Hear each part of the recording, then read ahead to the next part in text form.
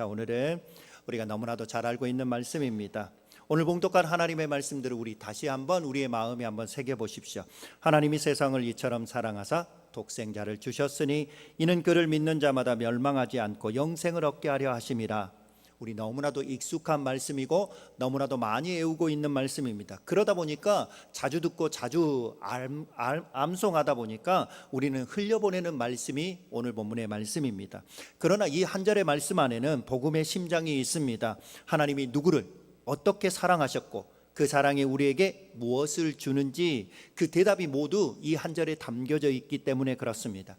그러므로 오늘 이 말씀에 한 사람의 인생을 통하여서 이 말씀이 어떻게 살아 움직였는지 함께 살펴보면서 이 말씀의 의미들을 함께 생각해 보려고 합니다.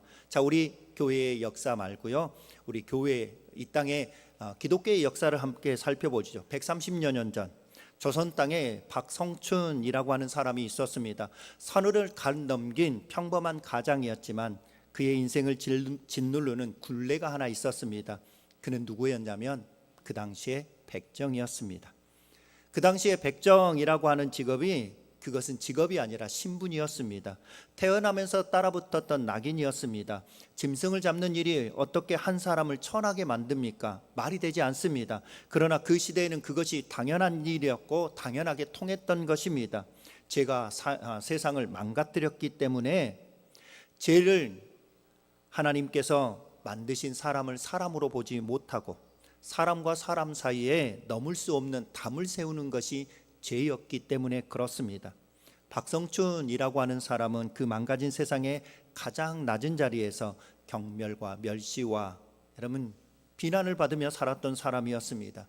그런데 더 무서운 것이 무엇이었냐면 그가 그 삶을 선택했느냐? 아니요, 그가 선택한 삶이 아니었습니다. 그리고 그의 굴레에 있어서 어떤 일이 일어납니까? 그 당시에는 그의 자식, 그의 자녀들도 그대로 이어진다라고 하는 사실입니다. 그런데 1894년 전해지는 기록에 따르면 그는 장티푸스라고 알려지는 중병에 걸려서 사경을 헤매게 되어집니다. 그에게 있어서는 신분의 멸시, 그리고 가난, 질병, 사람들의 외면, 한 사람을 망가뜨렸던 죄가 세상의 고통으로 온몸으로 짊어지고 그렇게 살았던 사람이었습니다. 그런데 바로 그 시간, 가장 어두운 시간이 그의 인생에 있어서 하나님의 구원이 시작되는 시간이었습니다. 그래서 오늘 본문의 말씀을 이 사람의 인생과 함께 따라가 보려고 하는 것입니다. 그 첫 번째 하나님이 주셨던 말씀, 하나님이 세상을 이처럼 사랑하사. 하나님은 누구를 사랑하셨습니까? 의롭고 깨끗한 사람입니까? 아닙니다. 종교적으로 열심히 했던 사람입니까? 아닙니다. 하나님이 사랑한 세상은 죄로 망가져 버렸고 하나님을 떠나 죽어가는 세상, 그 세상을 향하여 하나님 사랑하셨다라고 말씀하고 있습니다. 그렇다면 이 말씀이 어디서 선포되었는지 기억하십니까? 오늘 이 말씀은, 이 생명의 말씀은 유대의 지도자였고 사내들인 공예였고 그리고 사람들에게 촉망받고 인정받았던 니고데모와의 대화에서 우리 주님이 주셨던 말씀이었습니다. 가장 높고 존경받았던 그에게도 예수님이 뭐라고 말씀하셨냐면 너희가 거듭나야 하겠다라고 말씀하셨습니다.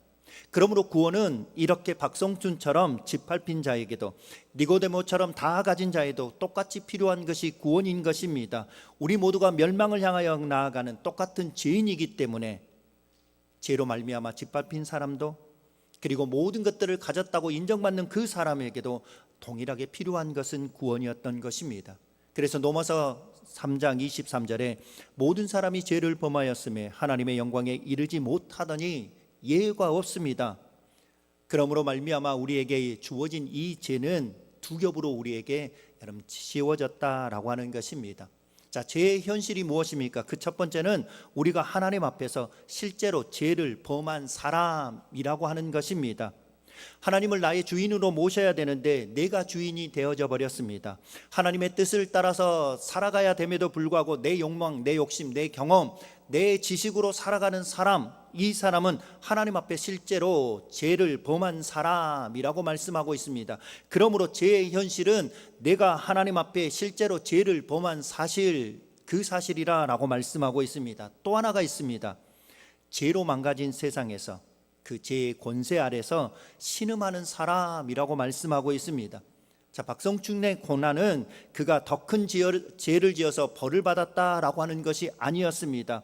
죄가 망가뜨렸던 세상 속에서 그는 그 한복판에서 짓밟힌 삶을 살았던 사람이었습니다.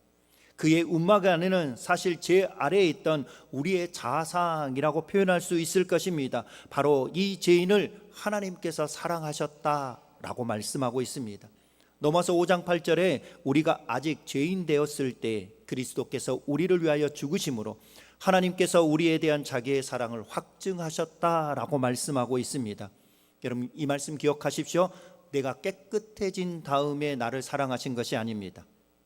내가 아직 죄인 되어졌을 때, 아직 죄인으로 머물러 있었을 때 하나님이 나를 사랑하셨다라고 말씀하고 있습니다. 그러므로 우리는 교회를 다니면서 종종 이런 생각을 합니다. 내가 사랑받을 만한 자격이 있을까? 나는 그럴 만한 자격이 없다라고 그렇게 생각할 수 있습니다. 아닙니다. 바로 그 자리가 하나님의 사랑이 임하는 자리라고 말씀하고 있는 것입니다. 하나님이 세상을 이처럼 사랑하셨습니다. 나를 사랑하신 그 하나님의 사랑이 우리에게 있어서 가장 처절했고 외롭고 고통스러운 그 자리, 깨끗하지 아니하는 그 자리, 죄인 되어졌던 그 자리에 하나님의 사랑이 임했다라고 말씀하고 있습니다. 두 번째로 독생자를 주셨으니, 하나님의 사랑은 멀리서 안타깝게 바라보는 사랑이 아니었습니다. 하나님의 사랑은 어떤 사랑이었습니까? 독생자를 주셨으니 라고 말씀하고 있는 것입니다. 하나님의 사랑은 멀리서 바라보면서 애타는 감정만 머무르지 아니하는 사랑이었습니다. 하나님의 사랑은 직접 내어주시고 직접 찾아오시는 사랑이었다라고 말씀하고 있습니다. 박성춘이 죽어가고 있을 때였습니다. 그의 아들 봉출이라는 아들이 있었습니다. 그런데 그 아들이 2명의 서양인을 자기의 집으로 데려옵니다. 왜 이 아들이 서양인을 데려올 수 있었을까요? 이 박성춘은 자기가 당하는 멸시, 사람들의 외면, 그 모멸감, 그에게 있어서는 그렇게 처절한 고통과 그 아픔과 멸시와 사람들의 외면을 자식에게 물려주고 싶지 않았습니다. 그래서 잃을 것이 없는 마음으로 사무엘 무어 선교사님이 세운 골당골 예수교 학당이라고 하는 곳에 그의 아들을 보냈던 것입니다. 그래서 이 아들 봉출이가 자기 아버지가 병에 걸려 죽게 되어졌던 것입니다. 그런데 아무도 돕지 않는 것입니다. 아무도 그의 집에 들어갈 생각이 없다라고 하는 것입니다. 그래서 마지막으로 자기를 가르쳤던 무어 선교사에게 매달리는 것입니다. 그런데 무어 선교사가 그 부탁을 외면하지 않았습니다. 그리고 한 사람의 서양 의사를 데리고 갑니다. 이 의사가 누구였냐면 제중원의 의사였고 고종 황제의 시위였던 올리버 에비슨이라고 하는 선교사였습니다. 자, 이제 무어 선교사와 에비슨 선교사가 이 박정춘의 움막, 사람들이 거들떠보지 아니하고, 그리고 장티푸스 병에 걸려서 그러므로 말미암아 사람들이 아무도 찾지 아니했던 그 집을 향하여 나아갑니다. 여러분, 한번 생각해 보십시오. 왕을 돌보던 의사였고 사회에서 가장 낮은 백정의 집이었습니다. 그것도 병이 들어있는 집을 들어간다? 이거 상상할 수 없는 것이었습니다. 그들에게 있어서 신분의 담이 있었습니다. 두려움의 담이 있었습니다. 그런데 그 담을 넘는 발걸음이 있었던 것입니다. 그렇다면 어떻게 그들이 그 담을 넘어갈 수 있었을까요? 그들이 서양인이었기 때문일까요? 아니요. 그들은 어떤 사람이었습니까? 이 땅에 복음을 전하러 온 선교사였기 때문에, 그들은 복음을 전하는 예수 그리스도를 믿는 하나님의 사람들이었기 때문에 그들에게 있어서 아무도 넘지 않으려고 하는 그 담을 넘어 그 집 안으로 발을 들였던 것입니다. 하나님의 사랑을 전하기 위하여 국경과 바다와 신분의 벽을 넘어온 사람들이었기 때문에 그들 안에 하나님의 사랑이, 예수 그리스도의 십자가의 사랑이 그들 안에 있었기 때문에 그들은 가장 낮은 자리까지 밀고 들어간 것입니다. 그러나 우리는 여기서 선교사님들이 이 박정춘이라는 집에 들어간 것으로 머물러 계시면 안 됩니다. 이 발걸음보다 크고 놀라운 발걸음이 있었음을 기억하십시오. 하늘 보좌를 떠나 이 땅에 오신 예수 그리스도의 발걸음입니다. 인자가 온 것은 잃어버린 자를 구원하려 함이니라. 여러분, 우리가 올라간 것이 아닙니다. 하나님이 내려오셨습니다. 내가 하나님을 찾는 것이 아닙니다. 하나님이 나를 찾아와 주셨던 것입니다.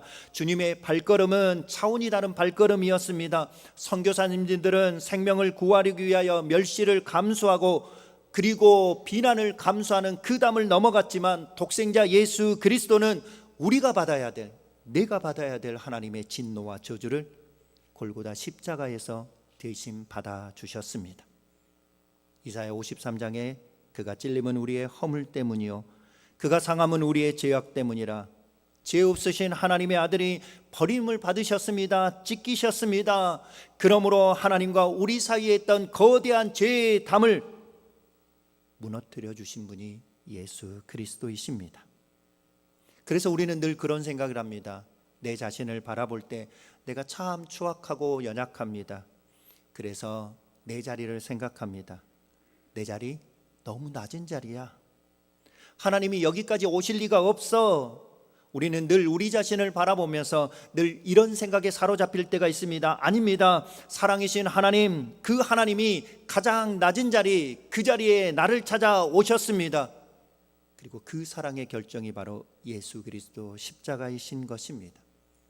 독생자를 주셨으니 예수 그리스도의 그 십자가로 말미암아 하나님과 나에 막혔던 그 거대한 죄의 담을 무너뜨려 주시고, 그리고 가장 낮고 낮은 자리, 사람들은 거들떠보지 않았던 그 자리, 사람들이 멸시하고 조롱하고 비난했던 그 자리를 예수 그리스도께서 십자가에서 우리의 모든 죄, 우리의 모든 것들을 담으시고 그리고 나에게 찾아오셨다라고 말씀하고 있습니다. 세 번째입니다. 멸망하지 않고 영생을 얻게 하려 하심이라. 자, 그 십자가의 사랑이 선교사님을 통하여서 박성춘에게 닿았을 때 그는 병이 회복되어졌습니다. 그런데 그것이 전부가 아니었습니다. 그를 찾아온 이들, 그들은 누구였습니까? 예수 그리스도의 십자가의 복음을 품고 온 사람들이었습니다. 그날 박성춘은 예수 그리스도를 자신의 구주로 영접했다라고 하는 것입니다. 선교사님을 통하여 복음을 듣게 되어졌고 예수 그리스도가 나의 구주이신 것을 고백했던 것입니다. 그날 그의 마음을 가장 흔들었던 것이 무엇이었을까요? 내가 병이 나았기 때문일까요? 사람들은 전염병이라고 멸시하고 조롱하고 찾아오지 않았던 그 병이 고침받은 것에 대하여 가장 기뻤을까요? 아니요. 박성춘이 가장 기뻐했던 것은 하나님이 나 같은 사람도 사랑하셨다라고 하는 사실이었습니다. 천하고 무가치하고 멸시와 조롱을 받았고, 그리고 이 굴레는 다시금 내 자녀에게 계속되어져야 되는 그런 나를 하나님이 기억하시고 그리고 기억하시고 찾아오셨다라고 하는 그 은혜가 그의 심장 가운데 머물렀던 것입니다. 이것이 바로 영생의 시작인 것입니다. 여러분, 영생은 무엇입니까? 내가 죽은 다음에 천국에 올라가서 하나님과 영원히 사는 것이 영생입니까? 아닙니다. 요한복음 5장 24절에 예수님께서 내 말을 듣고 또 나 보내신 이를 믿는 자는 영생을 얻었고 심판에 이르지 아니하나니 사망에서 생명으로 옮겼느니라. 여러분, 뭐라고 말씀하셨습니까? 얻을 것이라 라고 말씀하지 않으셨습니다. 얻었다, 얻었고 라고 말씀하고 있는 것입니다. 그러므로 영생은 언제 시작되어지는다고요? 바로 지금 내가 예수 그리스도를 믿는 그 순간부터 시작되는 것입니다. 무가치하게 여겼던 내 인생이, 별 볼 일 없다고 여겨졌던 내 인생이 예수 그리스도 그분의 십자가로 말미암아 복음으로 말미암아 하나님의 사랑 안에서 존귀함이 회복되어졌다라고 말씀하고 있습니다. 박성춘의 인생이 그렇게 변했습니다. 이제 그는 예수 그리스도를 믿는 사람이 되어졌습니다. 무어 선교사가 함께 섬기고 있는 그 교회에 찾아가 등록을 합니다. 그 교회가 바로 골당골 교회였습니다.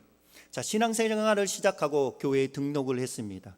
그리고 교회에 등록하고 우리처럼 새신자 교육 다 마치고요, 그 앞에서 이렇게 고백합니다. 여러분, 나는 백정입니다. 갑자기 교회 안에 술렁이기 시작했습니다. 왜 술렁이었을까요? 우리의 모습입니다. 한때 그래도 나는 양반이었는데, 나 괜찮은 양민이었는데, 그렇게 생각을 가지고 있었던 교회 안에 앉아있던 성도들, 그 신자들이 이렇게 마음속으로 고백했던 것입니다. 내가 어떻게, 내가 누군데, 내가 어떤 사람인데 저런 백정과 함께 신앙생활을 할 수 있어? 어떻게 저런 하찮은 존재의 백정과 함께 내가 예배를 드릴 수 있어? 그래서 그를 경계하기 시작했습니다. 죄송하지만 우리의 모습입니다. 내가 예수 그리스도를 믿는다라고 고백하고 오랫동안 신앙생활 잘한다고 이야기했음에도 불구하고 우리 안에는 또 다른 죄가 발동하기 시작한 것입니다. 내가 예수 그리스도를 믿고 등록하고 구원을 받고 하나님의 자녀가 되어졌고 하나님의 교회의 구성원이 되어졌다 했고 내가 예배당에 들어왔다 할지라도 우리의 편견이, 우리의 죄된 모습이 자동으로 사라질까요? 죄송하지만 아닙니다. 그런 멸시를 교회 안에서 당했음에도 불구하고 박성춘은 내가 받은 은혜가 너무 컸기 때문에 내가 병을 고침받은 것보다 하나님이 하찮은 나에게 찾아오셔서 나의 죄의 문제를 해결해 주시고 나에게 은혜 베풀어 주신 그 구원의 감격이 너무나도 컸기 때문에 그는 예배당에서 흔들리지 않았습니다. 그때부터 그는 전도하기 시작합니다. 가장 먼저 백정의 친구들을 전도했습니다. 그러자 교회 안에는 갈등이 일어나기 시작했습니다. 어떤 갈등일까요? 내가 어떻게 저 사람하고 함께 예배드릴 수 있어? 이런 죄된 모습이 발동한 양반들은, 아니 양반 출신의 신자들은 난 저런 사람들과 함께 예배드릴 수 없어 라고 했기 때문에 그들은 갈라져서 따로 교회를 시작했던 것입니다. 그렇게 따로 시작했던 교회는 생명력을 잃어버렸습니다. 그래야 1898년 골당골 교회가 화재가 일어납니다. 그래서 예배당을 잃어버렸습니다. 이때 무어 선교사와 그리고 이 백정 출신의 사람들이 함께 헌신함으로 말미암아 생명력을 잃어버렸던, 죄송합니다, 제가 양반교회라고 조금 호칭을 하겠습니다. 이 양반교회가 다시 하나가 되어졌습니다. 그런데 그 교회가 어떤 교회인지 아십니까? 우리나라의 역사, 한국교회의 유서 깊은 승동교회가 바로 이 교회였습니다. 드디어 1911년 그 교회에서 첫 번째 장로를 세워진 그런 일들이 일어났습니다. 여러분, 첫 번째 장로님이 누구셨을까요? 바로 백정 출신이었던 박성춘이라는 사람이었습니다. 그리고 나서 몇 년 지난 1914년 이 나라의 왕손, 왕의 자손이었던 이재영 씨가 그 교회 장로가 되어지는 것입니다. 세상의 기준으로 살펴볼까요? 세상에서는 한 자리에 설 수 없었던 사람입니다. 백정과 왕정이 어떻게 한 자리에 설 수 있겠습니까? 그런데 교회 안에 백정과 왕족이 한 당에서 한 교회를 섬겼던, 함께 주님을 섬겼습니다. 하나님의 말씀에 종이나 자유인이나 다 예수 그리스도 안에서 하나이니라 라고 말씀하셨던 그 놀라운 일이 교회당에서 이루어졌던 것입니다. 세상이 넘을 수 없었던 담, 그 담을 복음으로 무너뜨린 것입니다. 그의 아들, 여러분, 골단골 학당에 다녔던 그의 아들 봉추를, 자기 아버지를 살렸던 그 아들은 어떻게 됐을까요? 에비슨 선교사가 가르치던 세브란스 의학교, 재중원 학교라고 그러죠. 거기서 공부를 합니다. 1908년 우리나라 최초의 면허 의사들 가운데 한 사람이 되어집니다.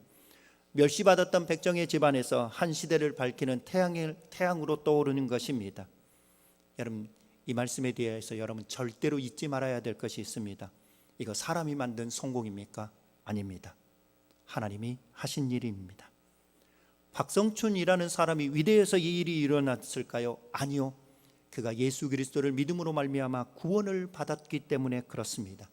그가 구원을 받은 것은 그가 하나님을 찾아가서 그렇게 되어졌을까요? 아닙니다. 하나님께서 그를 사랑하셔서 그를 찾아왔기 때문에 그의 인생이 새로워졌던 것입니다. 멸망당하던 한 인생이 영생을 얻었습니다. 한 가정을 살리고 한 시대를 살리는 것, 이것이 바로 복음이었다라고 말씀하고 있습니다. 그렇다면 이 이야기가 여러분 박성춘이라는 한 사람의 이야기일까요? 아니요. 우리 이야기가 되어져야 할 것입니다. 박성춘이라는 사람이 자신의 움막에서 병에 걸려 죽어가고 있던 그 모습이 어쩌면 제 아래에 있었던 우리 모두의 모습인 것입니다. 사람들에게 멸시를 받고 찾아오는 사람들이었고 비난과 조롱을 받았던 그 움막 안에서 죽음을 맞이할 수밖에 없었던 그 모습이 바로 우리의 모습이었던 것입니다. 그러나 하나님은 우리를 포기하지 않으셨습니다. 세상을 이처럼 사랑하사 독생자를 주셨고 예수 그리스도를 골고다 십자가 위에서 나의 죄를 대신 갚기 위하여 죽이셨습니다. 그리고 그 십자가에서 죽으시고 다시 살아나셨습니다. 누구든지 이 예수 그리스도를 믿고 영접하면 멸망하지 않고 영생을 얻습니다. 이것이 복음입니다. 130여 년 전 한 백정의 집에 찾아왔던 그 사랑이 오늘 이 자리 나에게도 찾아오셨습니다. 오늘 특별히 우리가 우리 교회에 등록하시고 이제 모든 양육의 시간들을 마치고 우리의 새로운 가족이 되어졌습니다. 우리 가운데 이렇게 새롭게 우리의 가족이 된 모든 분들을 사랑합니다. 그래서 우리가 묻습니다. 여러분, 우리 자신에게 한번 물어보십시오.